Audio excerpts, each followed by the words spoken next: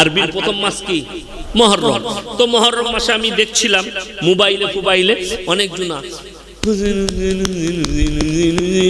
বুক চিড়ে দিয়েছে, কেউ পিঠ চিড়েছে, কেউ প্যাট চিড়েছে, বলে এত মহাব্বত হোসেনের সঙ্গে। কেউ আন্ডার প্যান্ট পরে ড্যান্স করছে, ডিজে বাজিয়ে। এ তো কোনো মুসলমানদের ভালো কাজ। আচ্ছা বলুন তো, মানুষ মারা গেলে আমরা কি করি? তার লাগে দোয়া করি না ড্যান্স করি? দোয়া করি। হযরতে হোসেন শহীদ হয়েছেন কারবালার প্রান্তরে, তুমি দোয়া বাদ দিয়ে আন্ডার প্যান্ট পরে ড্যান্স করছো, নিজের জীবনের ক্ষতি করছো। যদি বলো হযরতে হোসেন শহীদ হয়েছে আমার বরদাস্ত হচ্ছে না, তা প্রতি বছর আমি আসবো তোর সঙ্গে মাতম করতে, কে কে গর্দন দিবি বল, আমি তলোয়ারে করে কাটবো। হযরত হোসেনের তো গর্দনটা কেটে দিল, তোরটা আমি কাটবো। মহব্বতে গর্দন দিয়ে দে, দেখি কিরকম মাল আছে। খুঁজে পাওয়া যাবে না, কষ্টের বিষয়। মদ খেয়ে যদি কারোর অবিশ্বাস লাগে, আমি আগামী মুহররমে দাওয়াত দিলাম, এই হাসনাবাদ থেকে বর্ধমান পর্যন্ত যা ভাড়া লাগবে আমার মাদ্রাসা পর্যন্ত আমি দেবো। আপনি আসুন, আমি 10ই মুহররম রাত্রে বর্ধমান টাউনে গাড়ি পাঠাবো। মদ খেয়ে সারা রাত ড্যান্স করছে, কার নাম দিয়ে? হযরতে হোসেন রাদিয়াল্লাহু তাআলা আনহু। তিনি শুধু আল্লাহর নবীর নওয়াসে নয়, তিনি জলিলুল কদর সাহাবী। আল্লাহর নবীর নওয়াসে শুধু নয়, নাতি শুধু নয়, তিনি হচ্ছেন জলিলুল কদর সাহাবী। এটা সমাজকে বুঝাবে কে? অন্য জাতিরা ঘৃণা করে তোমাদের প্রতি, যে লোক মারা গেছে, একজন শহীদ হয়েছেন, তার জন্য ড্যান্স করে। আরে পশ্চিম বাংলার শিক্ষিত পুলিশ অফিসাররা হাসে এই জাতির প্রতি, অনেক শিক্ষিত সমাজের হিন্দু ভাইরা হাসে যে এটা কোন ধরনের ধর্ম পালন, যে একজন শহীদ হয়েছে তার লেগে দুঃখ পালন বাদ দিয়ে আর আন্ডার প্যান্ট পরে ঢোল বাজিয়ে ড্যান্স করছে, ডিজে লাগিয়ে। এটা ইসলাম? কে বুঝাবে এই জাতিকে, সমাজকে? মদ খাওয়া হারাম, এরা মদ বিক্রি করছে ওপেন, নিজের নাম দিয়েছে মুসলিম।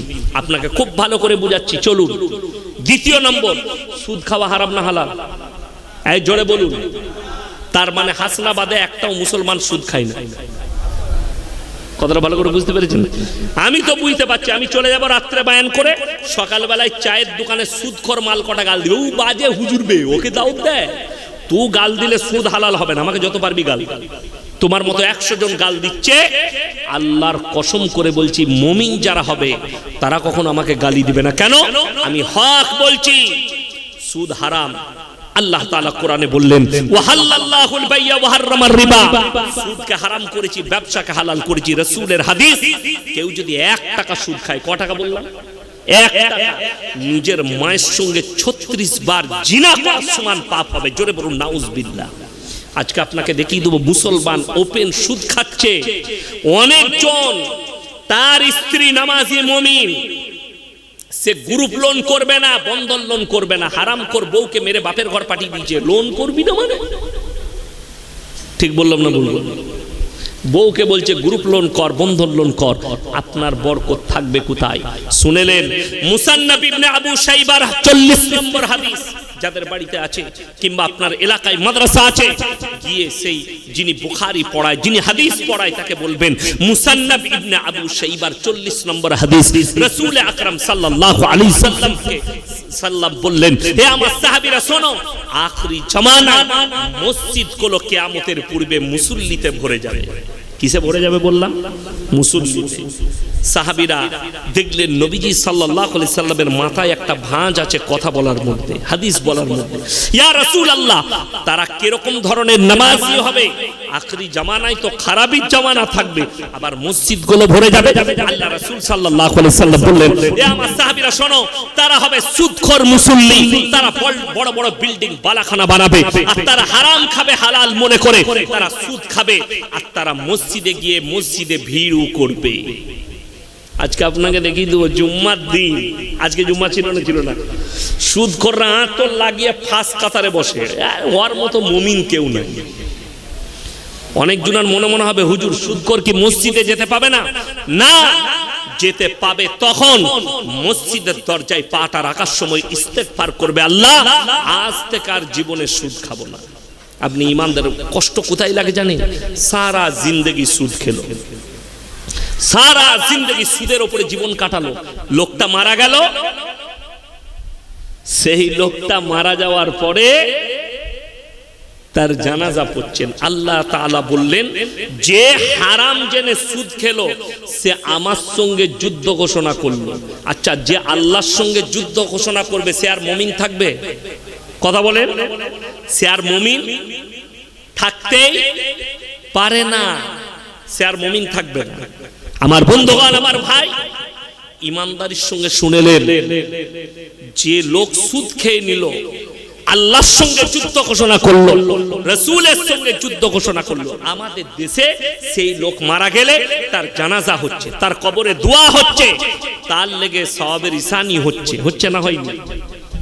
মুসল্লিরা গিয়ে, আমরা গিয়ে হুজুর দিকে দাওয়াত দিয়েছেন, আমাকে দাওয়াত দিয়েছেন, দেশি মুরগি দিয়ে ভাত কি হইলে দিয়ে আমি দোয়া করি, আল্লাহ আমাকে হায়ার করে এনেছে, আল্লাহ সারা জিন্দগি সুদ খেয়েছে, আল্লাহকে জান্নাত, এরকম দোয়া কোন হুজুরে শুনেছেন? আমরা কি দোয়া করি? আল্লাহ মুমিনিন মুমিনাত মুসলিমিন মুসলিমা, মুমিন মুমিনা, এটা সুদখোর মুমিন হতে পারে? কথা বলে না? তাহলে তো আমি সুদখোরের লেগে দোয়া করিনি। আর যাদের মনে হচ্ছে ইয়াসিন ভাই আপনার জানা নাই, এমন হুজুর আছে দোয়া করে সুদখোরকে জান্নাতে পাঠিয়ে দিবে। বাপের বেটা হুজুর থাকলে স্টেজে নিয়ে এসে, আমি চ্যালেঞ্জ দিলাম, আছি আমি এখন 1 ঘন্টা স্টেজে, যে বলে দিবে জিন্দেগি ভর হারাম জেনে সুদ খেয়েছে, তার লেগে এইভাবে দোয়া করলে সে জান্নাতে যাবে। আমি জীবনে আর সমাজের বুকে আর 24 পরগনায় জীবনে দাওয়াত দেব না।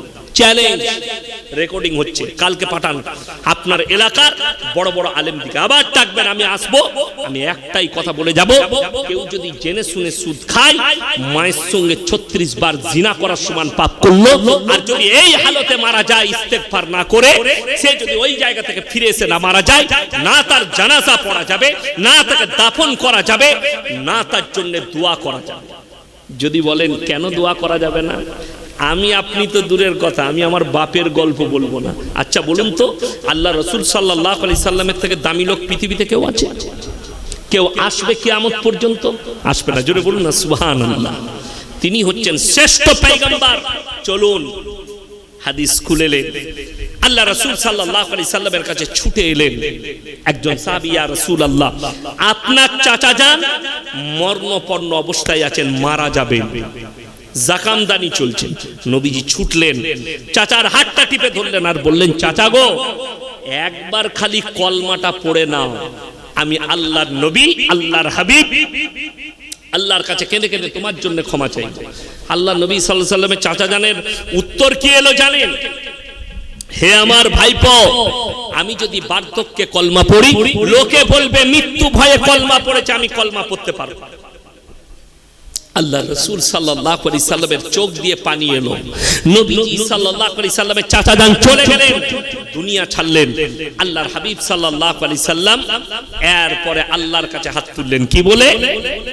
ওগো আল্লাহ, তুমি আমাকে যতদিন না নিষেধ করবে, আমি আমার চাচার জন্য কেঁদে কেঁদে ক্ষমা চাইবো। আল্লাহর নবী ক্ষমা চাইছেন কার জন্য? চাচার জন্য। কোন চাচা? যিনি কলমা ছাড়া মৃত্যুবরণ করেছেন। আচ্ছা, নবীদের দোয়া কবুল হয় না? হয় না? কথা বলে না? হয়। কিন্তু জানেন, যে দোয়াটা শরীয়ত বিরোধী হয়েছে, আল্লাহ তাআলা সেই দোয়াকে ফেরত দিয়েছেন নসিহত করে। কোরআন খুলেন, আল্লাহ তাআলা জিবরিল আমিনকে পাঠালেন কোরআনের আয়াত নিয়ে। কার কাছে? আল্লাহর হাবিব সাল্লাল্লাহু আলাইহি ওয়াসাল্লাম। মা কানা লিন-নবী ওয়াল্লাযীনা আমানু আন ইস্তাগফিরু লিল-মুশরিকিন ওয়ালাউ কানু উলি কুরবা। আল্লাহ তাআলা বললেন, হে আমার নবী এবং মুমিন, আল্লাহর কাছে প্রিয় দুজন। কজন বললাম? দুজন, নবী এবং মুমিন। আল্লাহ মুমিনকে ভালোবাসেন, নবী পয়গম্বররা মাসুম। আল্লাহ দুজনকে নসিহত করলেন, হে আমার নবী এবং মুমিন, তোমরা দুজন শোনো, যারা মুশরিক হয়ে, বেঈমান কাফের হয়ে, বদ্দিন হয়ে মারা গেছে, তাদের জন্য দোয়া করতে পাবে না, যদিও তারা তোমাদের নিকটতম আত্মীয় হয়। নবীজির হাত নেমে গেল, চাচার জন্য আর দোয়া করেননি, আল্লাহ নিষেধ করে দিলেন। এটা এক নম্বর গেল। দ্বিতীয় নম্বর, কোরআনে আছে সব থেকে পৃথিবীতে বেশি দিন যিনি দাওয়াত দিয়েছেন তার নাম হচ্ছে হযরতে নূহ নবী। জোরে বলুন সুবহানাল্লাহ। কতদিন? 950 বছর। কত বছর? 950 বছর। নূহ নবী তিনি অনুরোধ করলেন কাকে? তার কওমকে, সন্তানকে, তোমরা আমার আল্লাহকে বিশ্বাস করো। আমি বিনীত অনুরোধ জানাচ্ছি। তার সন্তান চ্যালেঞ্জ দিল, তোমার আল্লাহকে বিশ্বাস না করলে তোমার আল্লাহ আমাদের সাথে কি করবে? সঙ্গে সঙ্গে বললে নূহ নবী, হে আমার কওম, হে আমার সন্তান, আল্লাহ তোমাদেরকে মুসুল ধরার বৃষ্টি দিয়ে বন্যায় ডুবিয়ে দিবে। কি চ্যালেঞ্জ ছুড়লো জানেন? হে আমার আব্বা জান, তুমি তোমার আল্লাহকে বলে দাও, তোমার আল্লাহ বন্যা দিলে এমন উঁচু জায়গায় চেপে যাব যেখানে তোমার আল্লাহর পানি পৌঁছাবে না। জোরে বলুন নাউজুবিল্লাহ। কাকে চ্যালেঞ্জ দিল? আল্লাহকে। আল্লাহ তাআলা বললেন, হে আমার নূহ, নৌকায় চেপে যাও। মুসুল ধরার বৃষ্টি। রিওয়ায়েতে আছে আজকে তারিখ পর্যন্ত অত বড় বন্যা পৃথিবীতে হয়নি। প্রলয় এত বড়। সমুদ্রের পানিকে আল্লাহ 1250 ফুট উপরে তুলে দিয়েছিলেন।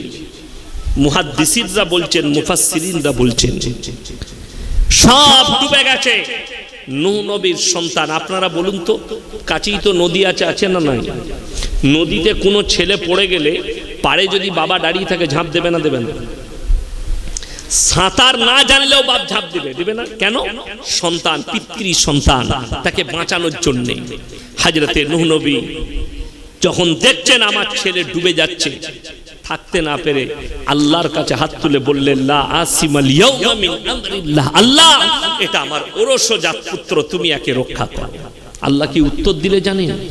লামিনাল খাসিরিন, হাত নামাও। ধমক দিলেন আল্লাহ তাআলা নূহ নবীকে যে আমাকে মানেনি, আমার নবীকে মানেনি, আমার দ্বীনকে মানেনি, তার জন্য তুমি আমার কাছে দোয়া করো না, তা না হলে তোমাকেও আমি ক্ষতিগ্রস্তদের কাছে ফেলে দেব। গোটা সমুদ্র তোলপাড়।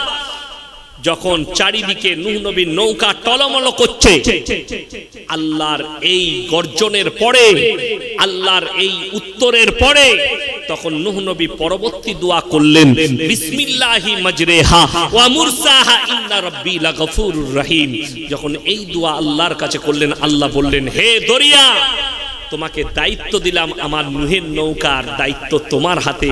নৌকা যেন এতটুকু ক্ষতিগ্রস্ত না হয়। জোরে বলুন সুবহানাল্লাহ। নবী নিজের সন্তানের জন্য দোয়া করেছেন, আল্লাহ ফেরত দিয়েছেন। আর আপনি ইয়াসিনকে 5000 টাকা 10,000 টাকা দিয়ে ভাড়া করেছেন। হাসনাবাদ স্টেশনে রোডেতে 4 বোতল মদ খেয়ে অ্যাক্সিডেন্ট হয়ে মারা গেছে, জীবনটা কাটিয়েছে মদের ভাঁটিতে। হুজুরকে দাওয়াত দিয়ে জান্নাতে দিবে। যদি মনে করেন ইয়াসিন যদি বলে আমাকে নিয়ে চলো 10,000 দিবে, আমি জান্নাতে দেবো, তো এই হুজুর আগে মার খাবে। এটা লিখে নিয়ে যান। আপনি মাতালকে পার করাবেন হুজুরকে মুরগি খাইয়ে, টাকা দিয়ে। এত সস্তা পৃথিবীর কোন হুজুর, কোন মৌলবি দোয়া করবে না যে আল্লাহ আমাকে যখন ভাড়া করে এনেছে, মদ খেয়েছে, গাঁজা খেয়েছে, যা করেছে জীবনে, পাপাকে জান্নাতে দিয়ে দাও। কোরআনে আছে জিন এবং ইনসানের দ্বারাই আমি জাহান্নাম আর জান্নাতকে পরিপূর্ণ করব। সূরা সিজদা। জিন এবং ইনসান দ্বারা জাহান্নামকে পরিপূর্ণ করব। ওই জন্যই তো জান্নাত আর জাহান্নাম। এখন জান্নাত নিয়ে মাজাক হচ্ছে, কোথায় তল করছে? বিভিন্ন চ্যানেলে, বিভিন্ন বেঈমান কাফেররা। আর আপনারা দেখতে পাচ্ছেন তো অনেক নাস্তিক বেরুবে। আসাদ নূরের মতো 1000 নয়, কয়েক লাখ, কয়েক কোটি বেঈমান কাফের বেরুবে। ইমাম মেহদির দাবিদার অনেক বের হবে। মানুষের ঈমান নিয়ে চিনিমিনি খেলা হবে। আপনি কি মনে করছেন কিয়ামত দূরে? কথা বলে না? কিয়ামত কাছে না দূরে? কাছে। কিয়ামত কাছে। শুনেলেন কিয়ামতের আলামতগুলো প্রকাশ হতে শুরু হয়ে গেছে। তার মধ্যে 1 নম্বর আলামত আল্লাহ রাসূল সাল্লাল্লাহু আলাইহি সাল্লাম বললেন, তোমরা বুঝতে পারবে কিয়ামত কাছে এসেছে যখন দেখবে আল্লাহর ঘর মসজিদের ভেতরে দুনিয়াদারির কথা হবে। এখন হচ্ছে না? হয়ে যায় মসজিদের দুনিয়া। জুম্মার দিনে দেখবেন ইমাম সাহেবের বয়ান চলছে, এদিকে ব্যবসার কথা বলছে। ইমাম সাহেব খুতবা দিচ্ছে, আর এইদিকে ব্যবসার কথা চলছে, টাকা গুনছে বসে বসে। বড় কষ্টের বিষয় শুধু এটা নয়। নাম্বার 2, তোমরা দেখতে পাবে রাস্তাঘাটে গাধার মতো যখন মানুষ গাধা কুকুরের মতো জিনা করতে শুরু করবে। এখন হচ্ছে না হয়নি? মোবাইল খুলে দেখে নেন। আমি বলবো না, দামি দামি লোক, পদে বসা লোক রাস্তার উপরে জিনা করছে দাঁড়িয়ে, নারী নিয়ে। কিয়ামতের আলামত চলে এসছে। শুধু এটা নয়, আপনারা কি মনে করছেন দাজ্জাল আসবে তো নাকি হাসনাবাদে দাওয়াত দিতে আপনাকে? এই গ্রামে আসবে দাজ্জাল? না, দাজ্জাল আসবে না, আসবে না দুনিয়াতে। রাসূল সাল্লাল্লাহু আলাইহি সাল্লামের হাদিস, কোরআনে আছে দাজ্জাল আসবে কিয়ামতের পূর্বে। কিন্তু শুনেলেন, দাজ্জাল আসার পূর্বে তার সৈন্য তৈরি হয়ে যাবে। কারা? আল্লাহ নবী সাল্লাল্লাহু আলাইহি সাল্লাম বললেন, তোমরা বুঝতে পারবে দাজ্জাল আসার সময় হয়েছে যখন দেখতে পাবে মুসলমানের কাছে হারাম জিনিসগুলো হালাল হতে শুরু হয়ে গেছে। আজকে আপনি বলুন, লটারির টিকিট হারাম না হালাল? হারাম। আপনি চলুন হাসনাবাদ বাজারে, আমি দেখিয়ে দেবো মুসলমান লটারি কাটছে, লটারি বিক্রিও করছে। ঠিক বললাম না? বললাম। এরাই হচ্ছে দাজ্জালের সন্তান, এরা দাজ্জালের দলে চলে যাবে। রাসূলের হাদিস আছে, যারা হারামটাকে হালাল করে নিবে এরাই হবে দাজ্জালের সৈন্য, দাজ্জালের কাছে হাঁটু গেড়ে দিবে। আর যারা জীবন থাকতে হারামটাকে হারাম বলে মেনে নিবে, হালালটাকে হালাল বলে মানবে, হারামটাকে যারা যে মুমিনরা হালাল বলবে না, তারা দাজ্জালের কাছে মৃত্যুবরণ করবে, দাজ্জাল তাদেরকে হত্যা করবে। তারাই হচ্ছে অরিজিনাল মুমিন এবং তারাই হবে জান্নাতের উত্তর অধিকারী। তাহলে কি বুঝতে পারলেন? দাজ্জালের সৈন্য আপনার আমার ঘরে তৈরি হচ্ছে। কিয়ামতের পূর্বে জানেন হারাম আওলাদে ভরে যাবে পৃথিবীটা। কিসে বললাম? হারাম আওলাদ। পরকিয়া বেড়েছে না কমেছে? কথা বলে না? পরকিয়া বেড়েছে। খালি অবাক হয়ে যাবে, একজন হিন্দু ভাইদের বাবা আছে, আমি তার নামটা ভুলে যাচ্ছি, বড় বড় চুল, এত বড় বড় চুল। কদিন থেকে দেখছি কিছু মিডিয়া, কিছু শিক্ষিত লোক তার পেছনে পড়েছে। কেন? তিনি বলেছেন যে आजकल का लड़कियां 25 साल में शादी होती है और उससे पहले वो 4 जगह मुंह मार लेती है, 4 জায়গায় সে জিনা করে নেয়। সব মেয়ের জন্য বলেনি, সে বলেছে কিছু কিছু মেয়ে। তো যারা ওই চরিত্রের, তাদের গায়ে লেগেছে, বাবাকে গালি দিচ্ছে। আমি উনার কথাগুলো শুনি, খুব দামি দামি কথা বলে, যদিও সেটা নিয়ে অনেক মানুষ টোল করে, কিন্তু ওই বাবাকে আমি পছন্দ করি। হিন্দুদের বাবা, তেনার আশ্রম আছে, অনেক লোককে ফ্রি খাওয়ায়, গোশালা আছে, গরু পেলেছে, সেগুলো তার বাপ্পা। তো তিনি দামি কথা বলেন। একজন বসে আছে, একটা মেয়ে বলছে, আপকো कैसे मालूम कि मैं कैसे औरत हूं? मैं शराब पीता हूं, रात को बार में जाता हूं, मैं डांस करती हूं, ये तो हमारा मामला है। तो उन्हीं तक मीडिया वाला के बोलचे, आपने तो गलत किया, शराबी से हमको बैठा दिया बात करने के लिए।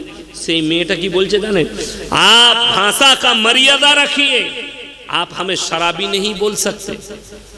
নিজে মদ খাই বলছে, আচ্ছা মদ খেলে তাকে মাতাল বলা যাবে না? যাবে না।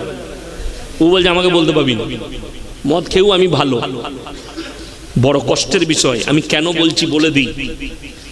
কিয়ামতের পূর্বে সমাজে হারাম আওলাদ ভরে যাবে। এ আমার মুসলিম যুবক যুবতীরা শোনো, যারা যুবক যুবতী আছেন, যাদের মনে মনে হচ্ছে আমরা রিলেশনে থাকব, যারা মনে করছেন আমি প্রেম করি, যতদিন তুমি কোন নারীর সঙ্গে কথা বলবে, শুনে রেখে দেন কোরআনের আয়াতটা, সূরা ইয়াসিন। কোন সূরা বললাম?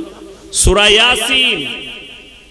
যারা মনে মনে ভাবছেন আমি পাপ করে লুকিয়ে যাব, এতগুলো পৃথিবীর মানুষের আল্লাহ হিসেব নেবেন, কিভাবে নেবেন? কোরআনে আছে, ইকরা কিতাবাক কাফা বিনাফসিকাল ইয়াউমা আলাইকা হাসিবা। আমি মানুষ তাদের হাতে আমলনামা ধরিয়ে দেব, তোমরা নিজের মুখে তোমরা বলবে, পড়ে শোনাবে তোমার আমলনামা কোথায় কোন জায়গায় পাপ করেছে। সূরা ইয়াসিনে আছে। এই হাত দেখছেন, হাত আছে না? হাত আছে, কান আছে, চোখ আছে, ঠোঁট আছে, নাক আছে, হৃদয় আছে, পা আছে। কোরআন কি বলছে শুনেলেন? আলিয়াউমা নাখতিমু আলা আফওয়াহিহিম ওয়া তুকাল্লিমুনা আইদিহিম ওয়া তাশহাদু আরজুলুহুম বিমা কানু ইয়াকসিবুন। কিয়ামতের দিনে আমি তাদের জবানগুলো সেলাই করে দেব, হাত কথা বলবে, তাদের অঙ্গ পতঙ্গকে কথা বলার যোগ্যতা দান করব, তারা সাক্ষী দেবে। আপনি বিয়ের আগে ফোনে কথা বলছেন, জিনা করছেন, জিনা, মুখের জিনা, কানের জিনা। যদি আপনি কোনো নারীকে হাতের দ্বারা স্পর্শ করেন, হাতের জিনা। আজকে আমাদের সমাজের ছেলেরা মনে করেছে, আমাকে সেদিনে আমার বর্ধমান জেলার একটা ভদ্র মহিলা, আমি জিজ্ঞেসও করি নাই কোথায় বাড়ি, আমাকে ফোন করেছে। আমি বুঝতে পারলাম মেয়েটা স্কুলে না হলে কলেজে পড়াশোনা করে। বলছে হুজুর পোর্শনও ছিল। আমি বলো কি পোর্শন আছে? আমি না একটা ছেলেকে ভালোবাসি। আমি এটা তো জায়েজ নাই, তুমি কথা বলবে, তোমার মা বাপকে বলো, যদি পছন্দ হয় বিয়ে দিয়ে দিবে, বিয়ে করে নাও, নিকাহ করে নাও। বলছে না, বাংলাদেশের আসিফ হুজুর বলেছে প্রেম করা যায়। আমি তোর মতনই লুচ্ছা, লুচ্ছা মৌলবি। মৌলবি নয় ওগুলো, আমার কাছে মৌলবি, ওগুলো হচ্ছে গায়ে মুখো হেলে কাঠ মৌলবি। যে বলছে প্রেম করা যায় যাচ্ছে, আমি চ্যালেঞ্জ দিলাম, হারাম, জিনা করার সমান পাপ হবে। প্রেম জায়েজ কোনটা? মায়ের সঙ্গে, বাপের সঙ্গে, বোনের সঙ্গে, ভাইয়ের সঙ্গে, প্রতিবেশীর সঙ্গে, আত্মীয় স্বজনের সঙ্গে প্রেম জায়েজ আছে। কিন্তু তোমরা যেটা বলছো ওটি হারাম। আপনাকে বলে দিই, কিয়ামতের পূর্বে রাসূল বললেন বাচ্চা পয়দা হবে, মালিক পয়দা হতে লাগবে বাঁদির পেটে। তখন জানবে কিয়ামত কাছে। আপনারা জানেন ভারতবর্ষে কানুন হয়ে গেছে, আপনি পেট ভাড়া নিতে পারেন, অসুবিধা নেই। যারা দামি বড় লোক নিজের স্ত্রীর পেটে বাচ্চা দিবেন। আমি বাচ্চা লোক, আমার বাচ্চাটা অমুক জনের পেটে হোক, কাকে? তাকে 10 লাখ টাকা দিয়ে দিলে তার পেটে বাচ্চা হোক। এই বাচ্চাটা হারাম না হালাল? হারাম। কে বুঝাবে? সমাজকে কে বুঝাবে? আপনাকে। আপনি আল্লাহর শুকর আদায় করুন। কোরআনের বরকত, দাড়ি টুপির বরকত, আলেম উলামার বরকত, উলামাদের বরকত, রাসূলের বরকত। কি বলুন তো? আচ্ছা, আপনাদের মধ্যে শিক্ষিত লোক যারা আছেন, একজন দাঁড়িয়ে বলুন, এই ভারতের মাটিতে মুসলমানদের বৃদ্ধাশ্রম আছে একটাও? কেউ যদি প্রমাণ দিতে পারেন, তাকে আমি 100 টাকা মিষ্টি খেতে দেবো। একটাও নাই। জোরে বলবেন না সুবহানাল্লাহ? আরো জোরে বলুন সুবহানাল্লাহ। একটাও নেই। যতগুলো আছে অমুসলিম ভাইদের। আরো দুঃখের কথা বলছি, যতগুলো বৃদ্ধাশ্রমে যারা আছে মা বাবারা, একটাও অশিক্ষিতর মা বাবা নাই, সব শিক্ষিতদের মা বাবারা আছে। ঠিক বললাম না ভুল বললাম? কলকাতা গিয়ে দেখে আসুন। আমি ভুল বলিনি, বাস্তব বলছি। এটা কিয়ামতের আলামত। মা বাবার প্রতি অনীহা চলে আসবে সন্তানের। ভাই ভাইয়ের সঙ্গে কথা রাখবে না, পর আপন হবে, আপন পর হয়ে যাবে। এগুলো কিয়ামতের আলামত। আজকে দেখুন আমাদের দেশে জিনাটাকে প্রমোট করা হচ্ছে, আর সেইখানে মুসলিমরাও জুড়ে যাচ্ছে। পরকিয়া এখন সব থেকে বড় পাপ চলছে মুসলিম সমাজে। কি জানেন? লোকের বউকে নিয়ে পালিয়ে গিয়ে ঘর করা। কথাটা বুঝতে পারেন? লোকের বউকে নিয়ে পালিয়ে গিয়ে ঘর করা। তাকে জিজ্ঞেস করো, সে হুজুরকে জিজ্ঞেস করবে না। 24 পরগনার লোক বর্ধমানে লোকের বউকে নিয়ে পালিয়ে গিয়ে ঘর ভাড়া নিয়ে আছে, আর বর্ধমানের লোক লোকের বউকে নিয়ে পালিয়েছে 24 পরগনায় বাস করছে। কালকেই একজন আমাকে ফোন করেছে, হুজুর আমার এখানে একজনের বউ আছে, সে আবার নিজের শালিকেও বিয়ে করেছে। আমরা দুটোই হারাম, দুটাই হারাম, দুটো বিবি হারাম হয়ে গেছে। শালিকে যদি ছেড়ে দেয় বউ রাখা যাবে, বউ যদি থাকে শালিকে নিয়ে যাবে না। বিবি যদি মারা যায় তার বোনকে বিয়ে করতে পাবে, কিংবা বিবিকে যদি তালাক দিয়ে দেয় তারপরে তার বোনকে বিয়ে করতে পাবে। অনেক হারামখোর আমাদের দেশে মুসলিম আলেম উলামা কোরআন হাদিস না মেনে দু বোনকে একসঙ্গে রেখে জিনা করছে, আর সে মনে করছে এগুলো আমার হালাল স্ত্রী। তুমি জেনে রেখে দাও, না তোমার কোনো আমল কবুল হবে, কবরে যাওয়ার পরে কিয়ামতের দিনে তোমাকে জাহান্নামে নিক্ষেপ করা হবে। কেউ যদি কারোর বউকে নিয়ে পালাবার চেষ্টা করে, যারা আমার মা বোন আছেন, যাদের কানে আমার আওয়াজ পৌঁছাচ্ছে, অনেক বিবি আছে নিজের স্বামী থাকতে অন্য পুরুষের সঙ্গে ভালোবাসা করে, প্রেম করছে, তার কারণ মোবাইল, তার কারণ তার বেপরোয়া চলাফেরা। আমরা তাদেরকে পর্দায় আনতে পারিনি। পর্দা করা ফরজ না ফরজ নয়? ফরজ। আজকে মুসলমান সমাজে পর্দা আছে কোথায়? পর্দা ছিঁড়ে ফেলিয়ে দিয়েছেন আপনি, অথচ পর্দা করা ফরজ। ওয়াদরিব খুমুরিহিন্না আলা জুনুবিহিন, হে নারী তুমি পর্দা নির্ধারিত করো, তোমরা কোনোদিন ধর্ষিত হবে না, কোনোদিন লাঞ্ছিত হবে না। আজকে মুসলিম সমাজ, আমরা দুঃখের কথা কি বলবো, জিনায় লিপ্ত হয়েছে, জিনাতে সমাজ লিপ্ত হয়ে গেছে। আজকে জিনাকে প্রমোট করতে লেগেছে, ব্যভিচারকে প্রমোট করছে। ওই করি শুনেলেন, যতক্ষণ পর্যন্ত আগে স্বামী তালাক না দিবে, স্বামী তালাক দেবে, 3 মাস 10 দিন ইদ্যত পালন করবে, তারপরে অন্য স্বামী গ্রহণ করতে পাবে। তার আগে যদি কেউ লোকের বউকে নিয়ে পালিয়ে যায়, ওটা পৃথিবীর মৌলবি যদি নিকাহ পড়ায়, নিকাহ হারাম, কোনো মতে নিকাহ হবে না। যদি খুদ আরবের ইমাম, মক্কার ইমাম যদি নিকাহ পড়ায়, নিকাহ হবে না কোনো হালতে, যতক্ষণ পর্যন্ত আগে স্বামী তালাক না দিচ্ছে। অনেক মা বোন বলবে, প্রশ্ন থাকবে, আমার স্বামী আমাকে মারে, আমার স্বামী আমাকে জ্বালায়। সত্যিকারী যদি কোনো স্বামী অত্যাচারী হয়, সে যদি মনে করে তালাকটা তো আমার হাতে, তার ভুল। তালাক শুধু স্বামীর হাতেই নাই, বিবির হাতেও আছে, কিন্তু সিস্টেমেটিক্যাল আছে, একটা সিস্টেম আছে। কি সিস্টেম?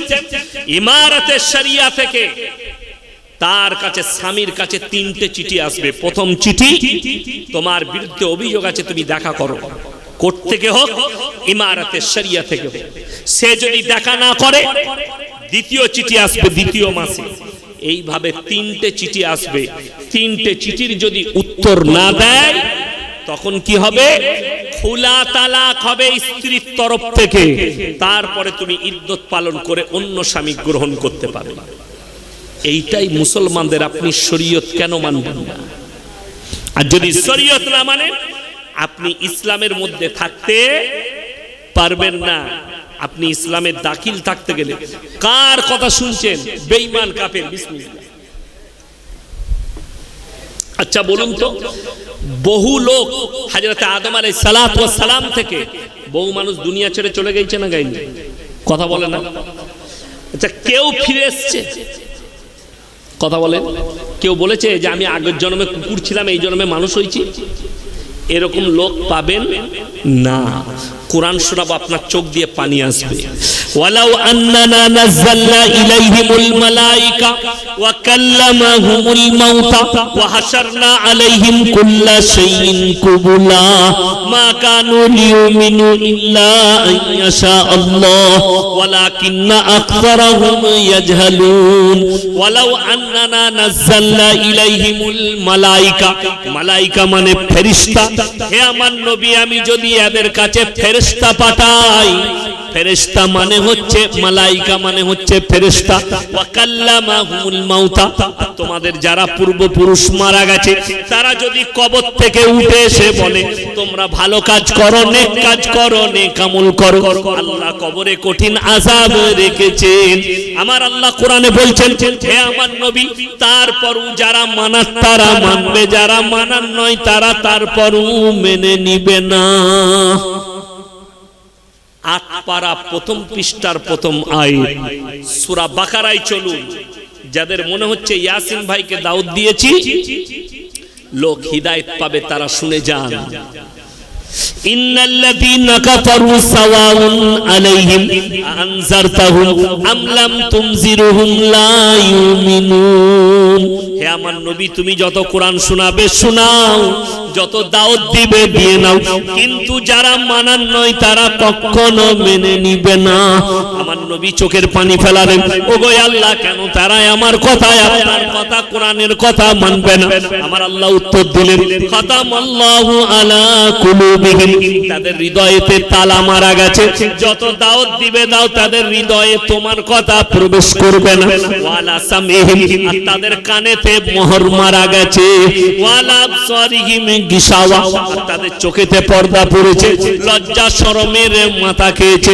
ওয়ালা হুম আযাবুন আযীম, তাদের জন্য পরকালে আমি আল্লাহ কঠিন আযাব রেখেছি।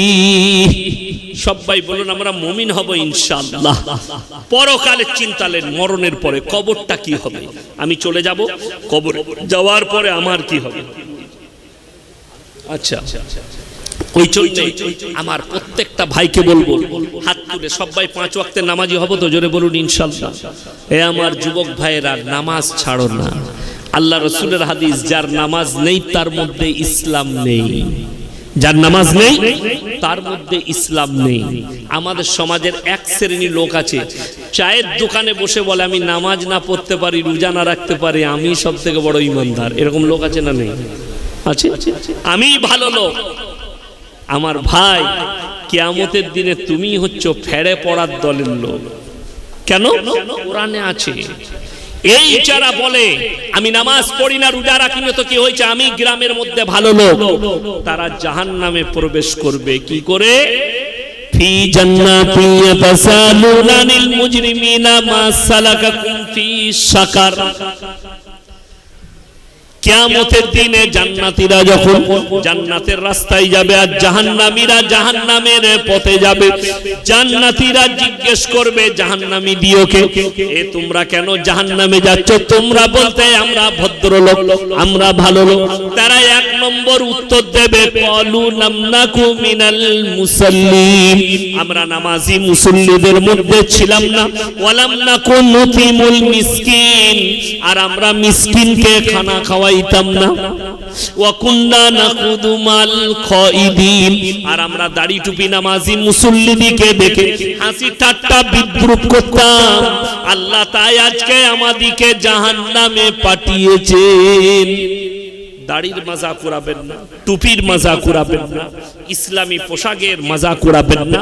আমার ভাই সবাই বলুন, লাস্টে বলবো 3টে কথার উপরে সবাই আমল করবো, জোরে বলুন ইনশাআল্লাহ। 3টে লোক যদি আপনার কাছে হাত পাতে, তার হাতকে জীবনে ফিরাবেন না। কটা লোক বললাম? 3টে।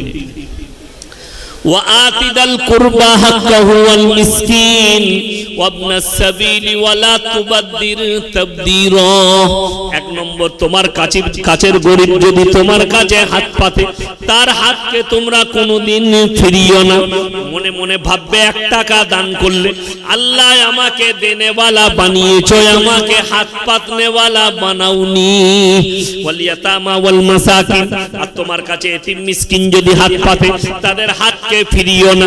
ওয়াবনাস সাবিলি ওয়ালা তুবাদদির তাবদীরা, আর মুসাফির যদি হাত পাতে, তাদের হাতকে ফিরিও না। এই 3 জনের দোয়াকে আমার আল্লাহ কবুল করলেন। আজকে জলসায় সবথেকে বড় মুসাফির কে? কথা বলে না? আমি মুসাফির। 218 কিলোমিটার রাস্তা হলো আমার বাড়ি থেকে এখানে, 218। আমি মুসাফির। আমার ভাই অনুরোধ করে বলছি, আমি ফজরের নামাজে দোয়া করব আপনাদের জন্য মাদ্রাসায় গিয়ে, খালি এতটুকু বলবো, আগামী বছরে জলসা ইনারা বলেছেন, আপনাদিকে বলবো কোরআনের সঙ্গে মহব্বত সবাই করবো ইনশাআল্লাহ। হাত তুলেন, জোরে বলুন ইনশাআল্লাহ। কোরআনের পারা কটা আছে? 30টা পারা আছে। আমি আপনাদের কাছে বেশি চাইবো না, 1000 করে টাকা 30 জন ভাই 30টা পারা কে কে দিবেন? ফট করে হাত তুলবেন। 1000 করে টাকা 30 জন, 30টা পারা কোরআনের 30 জন। তাড়াতাড়ি বলুন। আনারুল সর্দার ভাই মাশাআল্লাহ 1000 টাকা। শরীফুল সর্দার ভাই 1000 টাকা মাশাআল্লাহ। মুকসেদ গাজী ভাই 1000 টাকা, জাযাকাল্লাহ। মাজেদ গাজী 4 নম্বর হয়ে গেল মাশাআল্লাহ। 5 নম্বরটা কে আছে? 30টা চেয়েছি, তাড়াতাড়ি বলুন। 1000 করে মাত্র ফজলুল হক গাজী, মাশাআল্লাহ 6 নম্বর হয়ে গেল। 7 নম্বর কে আছেন? তাড়াতাড়ি হাত তুলেন, মাত্র 1000 করে বলেছি, মাত্র 1000 করে। 30 জন ভাই কে কে আছেন তাড়াতাড়ি বলুন। 30 জন ভাই কে কে আছেন তাড়াতাড়ি বলুন। 6 জন হয়েছে। 7 নম্বরটা কে আছে? গিয়াসউদ্দিন মন্ডল, মাশাআল্লাহ 7 নম্বর হয়ে গেল। 8 নম্বরটা কে আছে? মাশাআল্লাহ আসমান গাজী ভাই, মাশাআল্লাহ, আল্লাহ আপনার হায়াতে বরকত দেখ। 8 নম্বর কে আছে? 8 নম্বর তাড়াতাড়ি বলুন। 8 নম্বর ভাইটা কে আছে? ভাই হাত তুলি ভাই, মাত্র 1000 করে বলেছি। আল্লাহ নবী সাল্লাল্লাহু আলাইহি সাল্লাম সত্তার মন্ডল, মাশাআল্লাহ 8 নম্বর হয়ে গেল। 9 নম্বরটা কে আছে? আল্লাহ নবী সাল্লাল্লাহু আলাইহি ওয়াসাল্লাম সাজ্জাদ বিশ্বাস ভাই 1000 টাকা, মাশাআল্লাহ 9 জন হয়ে গেল। 10 নম্বরটা কে আছে? হাফিজুল গাজী, মাশাআল্লাহ 11 নম্বরটা কে আছে? 11 নম্বর, 11 নম্বর তাড়াতাড়ি বলুন। আরে নবীজি বলেছেন জাকিরা গচ্ছিত সম্পদ, কিয়ামতের দিনে মানুষ কাঁদবে। আমি যদি দিনের রাস্তায়, আল্লাহর রাস্তায় আরো কিছু বেশি খরচ করতাম, আজকে আমার জন্য মঙ্গল হতো। আমার ভাই 11 নম্বরটা কে আছেন তাড়াতাড়ি হাত তুলে। পরকালের জন্য, মরণের পরের জন্য, আমি মরে যাওয়ার পরে কালকে কি হবে? 11 নম্বরটা কে আছেন তাড়াতাড়ি হাত তুলে।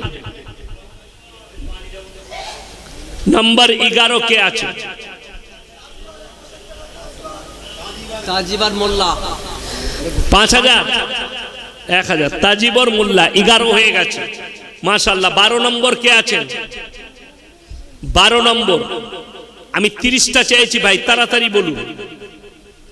30 জন চাই, 30 পারা কোরআন, 30 জন আল্লাহর বান্দা কে আছে? নবীর প্রেমিক কে আছে? তাড়াতাড়ি বলুন ভাই, তাড়াতাড়ি বলুন কে আছেন? কোন আল্লাহর বান্দা আছেন? একটু তাড়াতাড়ি বলি ইনশাআল্লাহ, তাড়াতাড়ি বলি ভাই কে আছেন? 12 নম্বরটা কে আছেন?